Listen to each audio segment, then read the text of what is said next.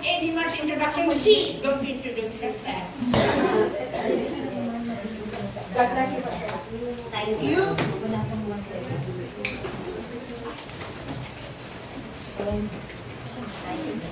Amen. Talagang ang init-init na sa Pacos, talagang mainit talaga. Ganyan sana tayo na magsilbi sa ating Panginoon. Ang init-init sana natin magsilbi o magpuri sa Panginoon. So maraming salamat sa mga Pacos. So good afternoon to everyone. Thank you for a warm welcome to us, Pacos Brethren. It is so great to see you all. We are encouraging you to multiply, as God said, go and multiply. So, no matter what, let us multiply para mapuno lahat ito. So, to God be the glory. Would you please open your Bible in Luke 15:7.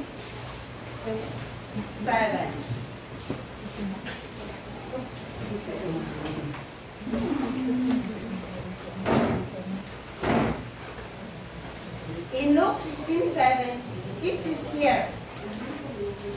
Luke 15:7, it is here.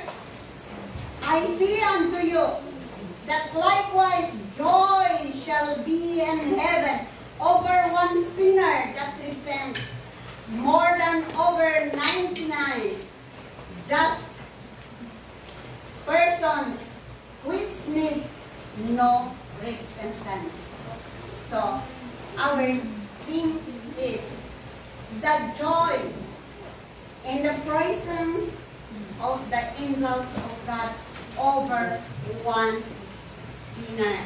Or it says here, as we have heard a while ago, there is rejoicing in heaven over one sinner that repents.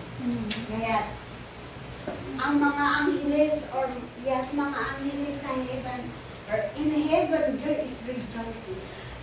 Talagang masayang masaya ang mga angeles at ang Diyos kung kahit may isang kaluluwa na ating ihaharap sa Panginoon na that will repent. Ano ba yung sa Tagalog? So, to God be the glory for that. So, if one soul repents, angels will be rejoicing.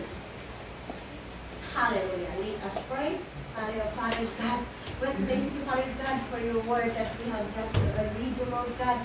May we ask your Holy Spirit to be in the midst of us, Lord God, is to us individually, Lord God. Revealing what you want him to do. In the name of Jesus we pray. Amen. So to God be the glory in Luke chapter 15. In Luke chapter 15, we can, sorry for this, kasi yung pagod natin magkaganda ito. So in Luke chapter 15, we can see that there are three parables that Jesus Christ told to the Pharisees, to the scribes, and to those who were there to hear from him. It's because you see what the scribes there, when you read in 15 verse, it says here, then drew near unto him all the publicans and sinners sorry, because our pocket is moving. It says here, then drew near unto him all the publicans and sinners to hear him. And the Pharisees and scribes murmured, saying, this man receives sinners and eat with him.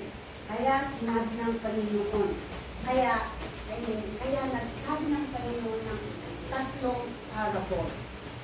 May gustong sabihin ng Panginoon sa atin.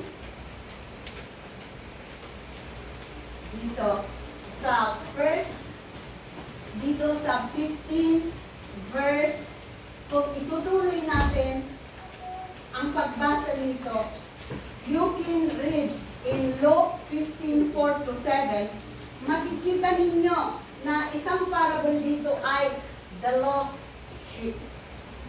A man has a 100 sheep, one is lost. The man leaves the 99 sheep and seek tirelessly the lost sheep until he finds it. The man brings back the lost sheep on his shoulders, holds brings neighbors together to rejoice. Amen? So, may 100 siyang sheep, pero may nawalang isa. Ang kanyang ginawa is, hinanap yung wala. Yung isang sheep na nawala, hinanap. At noong ibinalik niya, inilagay pa niya sa kanyang balikat at tumawag ng kanyang mga kaibigan at mga kapitbahay, and they rejoice because they find that, or to bring, Jesus bring back the lost one. Okay. That is the parable of the sheep that has that the other one was lost, that Jesus bring in. There is rejoicing because this one and that one lost. Another parable is in Luke 15:8-10. The woman has 10 pieces of silver. One piece is lost. The woman lights a candle and sweep the house and seek diligently until it finds. Nung una, hindi siya napagod. Hinanap niya ang nawalang ito. Dito rin, diligently, he seek the lost, to find the lost one until he found the one lost silver. And then, the woman pulls friends and never together to rejoice. Because the Lord, there is rejoicing in the found Jesus. Another parable in Luke 15:11-32. The prodigal son, or the lost son. A man has 2 sons.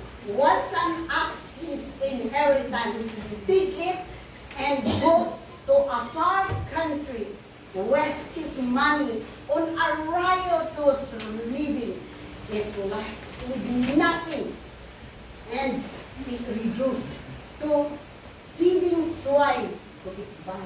The son came to himself, remember his sins, and begged to be his father's servant. The father sees his son from far off and runs to him, receiving with gladness, clothes him with fine things, and tells his servant to kill the fatted calf and call everyone together to make merry. You see that? It was when the man has 2 sons, and when the other man, or the younger one, took the inheritance and spent anywhere, he lived like nothing will happen. He was very happy, and all he spent everything until he found himself that he has nothing. But what he did is, he remembered his father. He said, oh, I will go back to my father. Even I will be my servant. For my father has servant.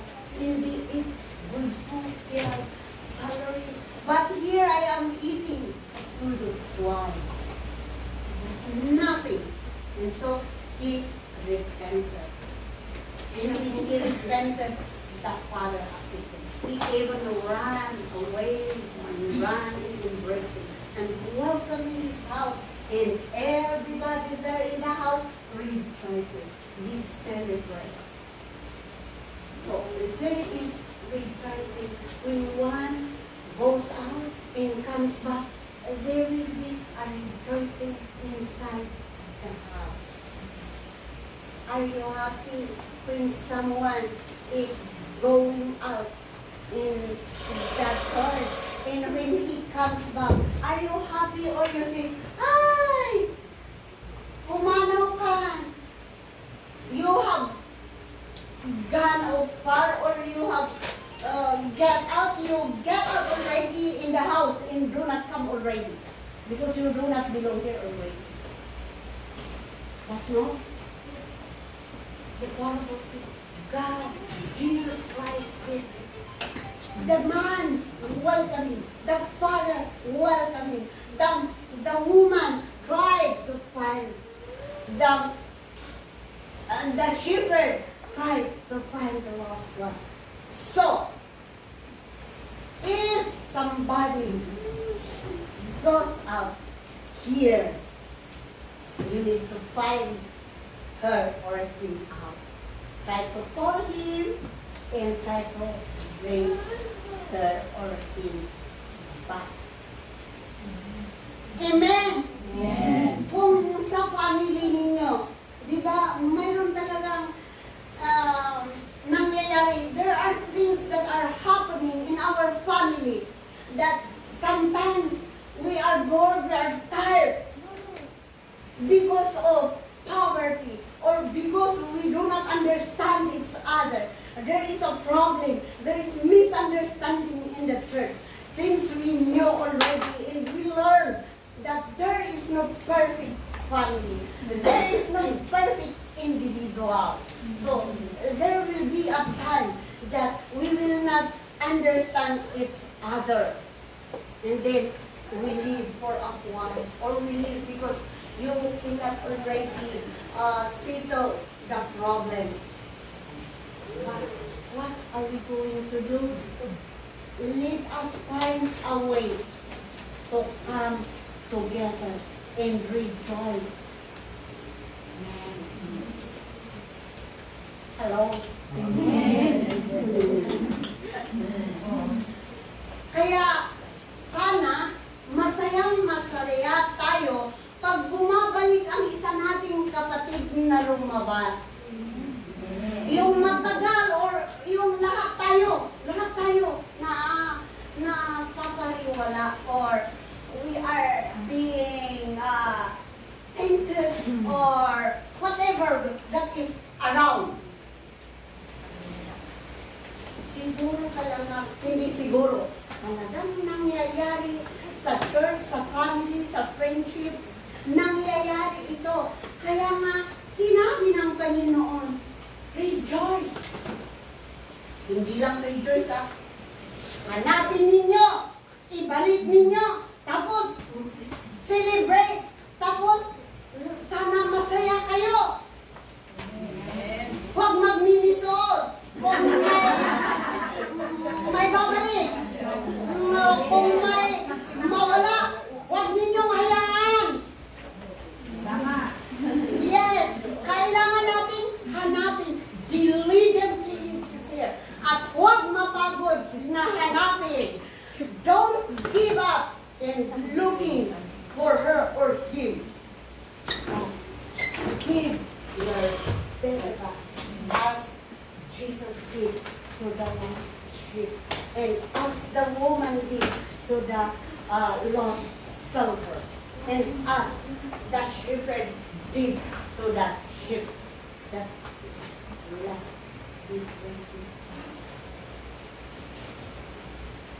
Amen. May nawawala ba sa atin? Hanapin nyo, hanapin natin. Kaya talagang wala tayong masabi sa Panginoon dahil alam niya ang nangyayari. Kaya nga, sinasabi niya sa atin ito. Hanapin natin.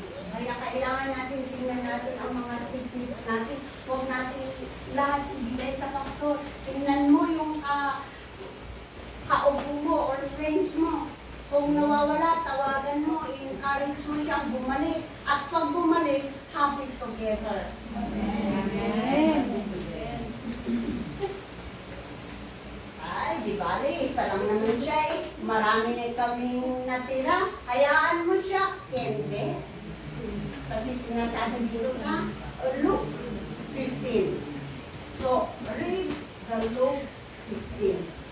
God is reminding us to see to it that if somebody is not around, you try to go. Because there is rejoicing. Hindi lang tayo ang masaya, kundi ang mga anghel sa langit. At ang Diyos masaya pag ibinalik natin ang isa na wala. Ay, managbasol tayo ta. Bayang kitila tayo, gulang mo. Ang hirap. Minsan ginagawa natin. But God is teaching us. Kaya, ayan, masaya tayo dahil andito na tayo. Noon, ayun, naano natin dahil parang nai-enjoy natin ang buhay sa labas. Ngayon, ibinalik niya tayo sa kanya. Ibinalik niya tayo. Of course, may humayo kahit wala, pero ang Lord, or mismong ikaw, gaya ng ginawa ng yung bunsong anak, siya mismo, nakita niya, dahil ang Espiritu nasa kanya, nakita niya, kaya nag-repent, bumalik na sa Panginoon. That is why you need to entertain what the Holy Spirit is telling unto you. Do not ignore. Dahil masisiyahan ang iyong mga kapatiran sa church pag-ano. God is very good to us. That is why sinasabi natin, God is good. Dito rin, kung ipagpatuloy natin basahin ang parable ng lost son o ang prodigal son, nakita natin na yung older son, nagsisilos. Sabi niya, bakit? Sila nagre-reduce, sinisilibrate nila yung kapatid kong hindi maganda ang pag-ugali dahil hiningi. Ginastos lahat, ginawa niya, gusto niyang gawin. Ngayon, nagsisilibrate, nagparty pa sila. Ako minsan di niya ako sinilibrate. Pero ano ang ginawa ng kanyang ama? Lumabas, sabi niya, anak, halika na, mag-join ka na sa celebration. Dahil ikaw ay pinakamabait at laging nasa akin, lahat ng nasa akin ay sa'yo. Amen. Halika na. So, huwag sana natin sabihin na, kaya nga sinabi dito na, huwag sana natin sabihin na tayo ay that we are better than the other one. Kasi doon mo rin makikita may pagkasilos. Huwag sana tayo magsilos, kundi sana masaya tayo dahil bumalik ang isa nating kapatid.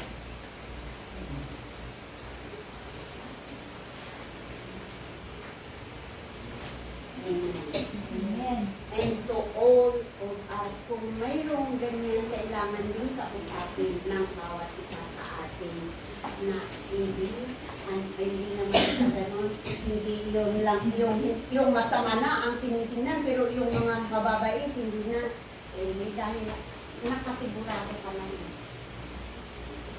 Kaya, ang nawawala ay ating ibabalik. Mayroon ng mga philosophy na bakit hahanapin mo ba ang nandyan? Of course, ang hahanapin mo ay ang wala. Yun nga, mga pagsasabi ng hindi pa naniniwala, how much more to us who are believers in Christ.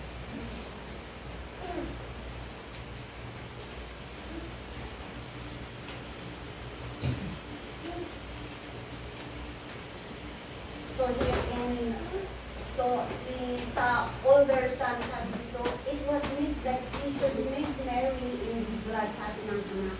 For this thy brother was dead and is alive again, and was lost in his ground.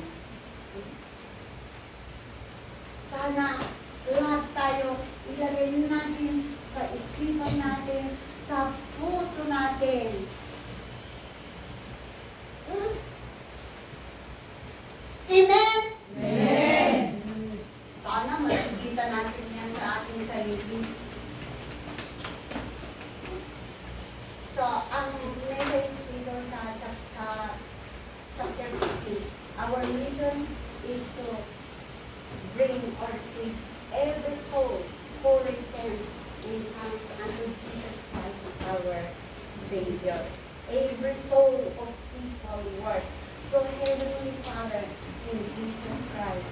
Let us not give up, not get tired, but be diligent and put effort to seek out the lost. Amen. Do not get tired. Do not give up, but seek diligently those who are lost and bring it to God. Amen. Amen. So God be the glory. This is the message of God to every one of us today. There is rejoicing in heaven over one sinner that repent. Amen. Lagi natin sa isip yan. Kaya every soul is worth. Lagi natin isipin. Kaya huwag natin sayangin ang ating oras.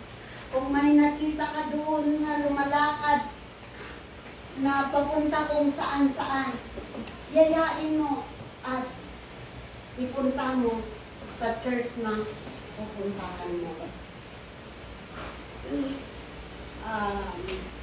Ilapit mo sa Panginoon. Kung may nakita ka, because our mission is to save soul. Malapit na ang araw ng Diyos. The day of Jesus Christ is very near. Kaya, ang gagat tayo kare. Amen? Awan ti agsadsadot. Nurikot, ang gagat tayo amin. Sa sunuitikasta, umadro tayo, masumango ni Heso Kristo. Sana let us be industrious in seeking lost soul, in bring lost souls to Christ, so that everybody of us will be saved. And when the rapture comes, everybody will be raptured to heaven. This is the message of God. Let us all pray.